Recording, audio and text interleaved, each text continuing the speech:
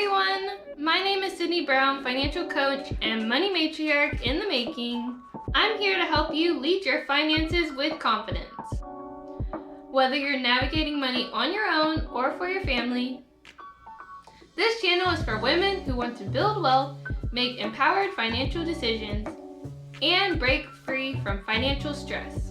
I'll show you how to take control of your money without fear, shame, guilt, or burnout, so that you can create the life that you deserve, because you work too hard to be financially stuck.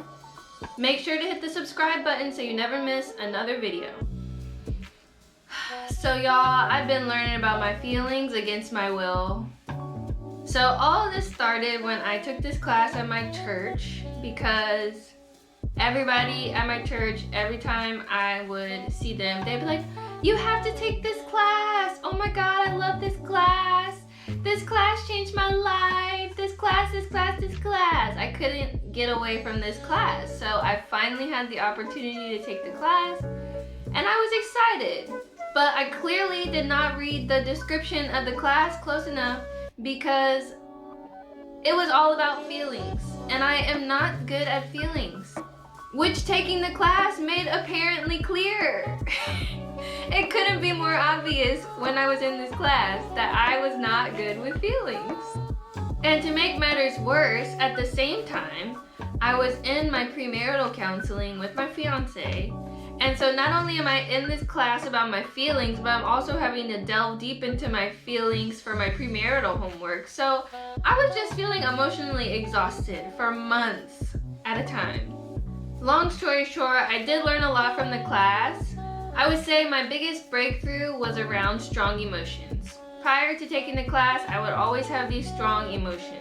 I felt totally blindsided by my feelings all the time. So I think the best example I can give is that I learned from the class that I'm a head person. And I'm deeply a head person. So it probably makes sense why I'm doing a financial channel if I'm very head oriented and logically headstrong. So the best way I can describe how I understand my feelings is that one day I was walking down the street, like leaving work, and I had this word come to my mind, disillusion.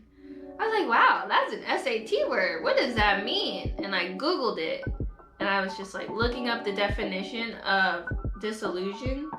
And I discovered that disillusion is basically sadness. And I was like, crap, I'm sad. And I didn't know why I was sad. And I literally burst out into tears.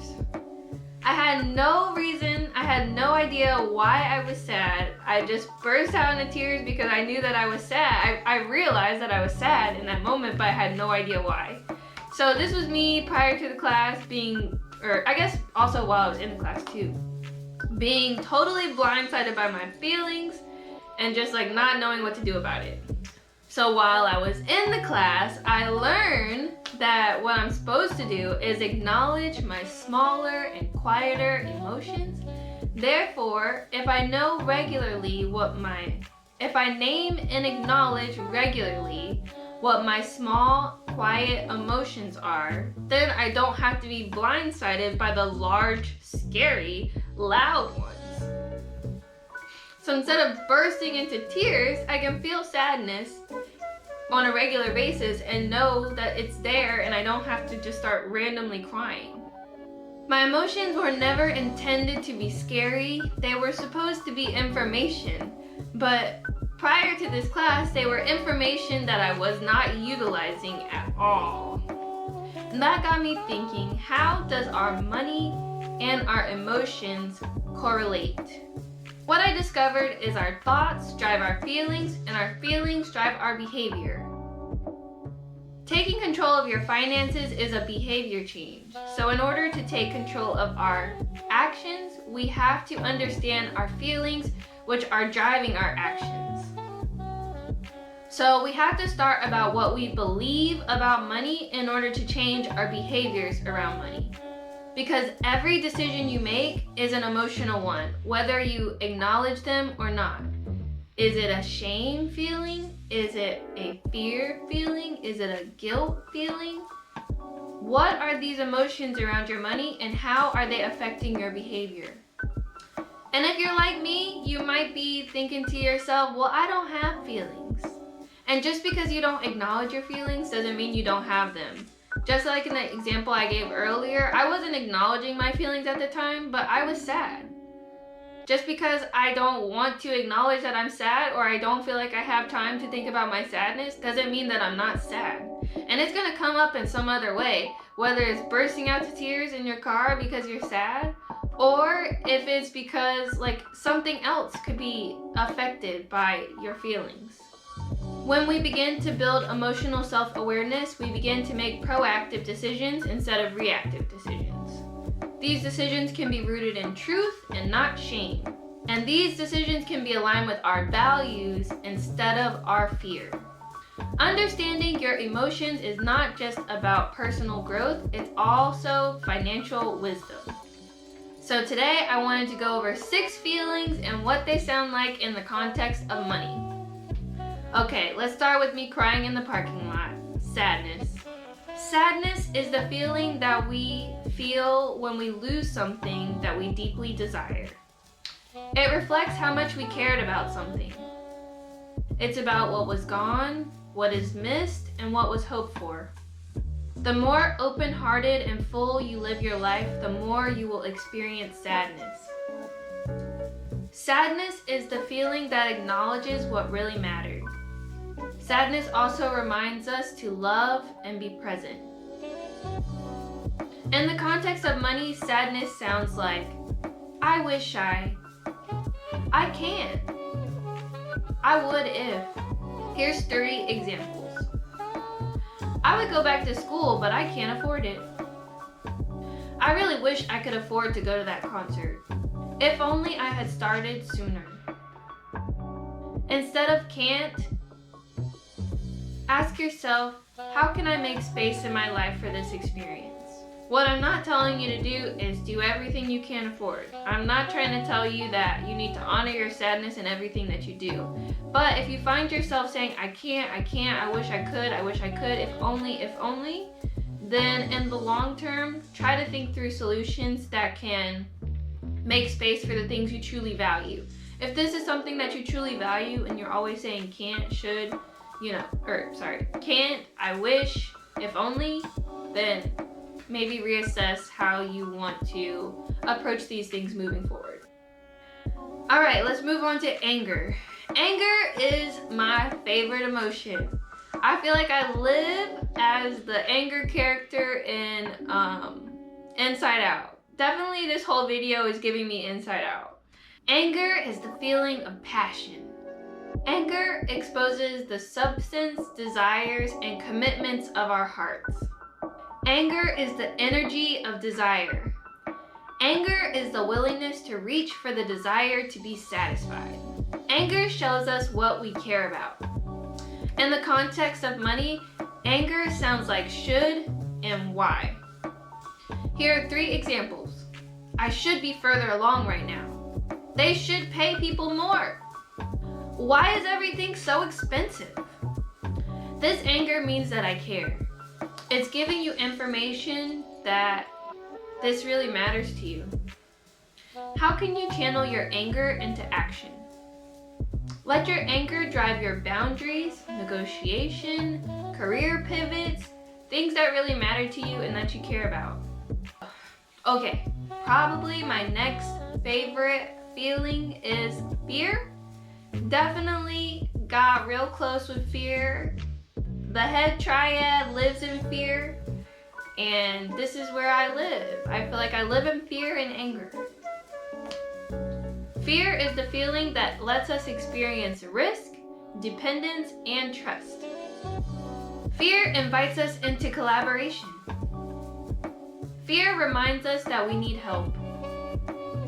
In the context of money, fear sounds like, what if? Here are 3 examples. What if I lose my job? What if I make the wrong decision? What if I don't have enough money to retire? What if I have to go back to work? Fear is telling you to prepare. Fear is asking you, what would make me feel more secure right now? Fear leads to emergency funds, insurance, backup plans. I'm not talking about paranoia, I'm talking about fear. Next up is shame. Shame is new to me. Shame and guilt I feel like I really understood from this class, only because of this class. And facing our limits and flaws, we can see ourselves for who we are. In the context of money, shame sounds like I am bad with money. I am the broke one in my friend group. I am not good at math and I suck at money. This shame is highlighting a belief about your identity. But just like your habits can change, so can your stories. When shame shows up, interrupt it and replace it. Reverse the I am statements to I'm learning how. I'm learning how to be better with money. Shame's closest friend is guilt. Guilt allows us to recognize that we've done something wrong. It opens us up to vulnerability. It sparks the desire to make things right.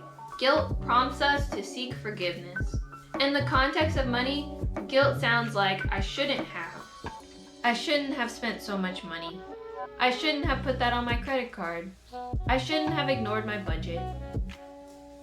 This guilt is reminding you of your values. Guilt isn't punishment, it's a moral GPS. Use it as a guide for boundary setting and not to beat yourself up. Finally, gladness. Gladness is rooted in hope, anticipation, and fulfillment. It arises in those who know and persistently pursue the desires of their heart. In the context of money, gladness sounds like I get to buy a house. I get to support causes I believe in. I get to go out with friends without stressing over the bill. This gladness is a sign of alignment. Don't just track dollars, track what makes you feel free, fulfilled, and generous. So there you have it, 6 powerful emotions and how they show up in your money. Let me know in the comments what emotion has been showing up in your money life recently. What are these feelings telling you about what you value, fear, or need to protect? Like this video if you found it helpful. Share it with someone you know who's ready to lead their finances with confidence. Make sure you subscribe so you never miss another video on wealth, wellness, and financial leadership. And don't forget to sign up for the Wealth and Wellness Weekly. This is going to be 52 actionable challenges to help you earn more money, save more money, and spend money on things you actually care about. The link is in the description. That's it for today. Bye!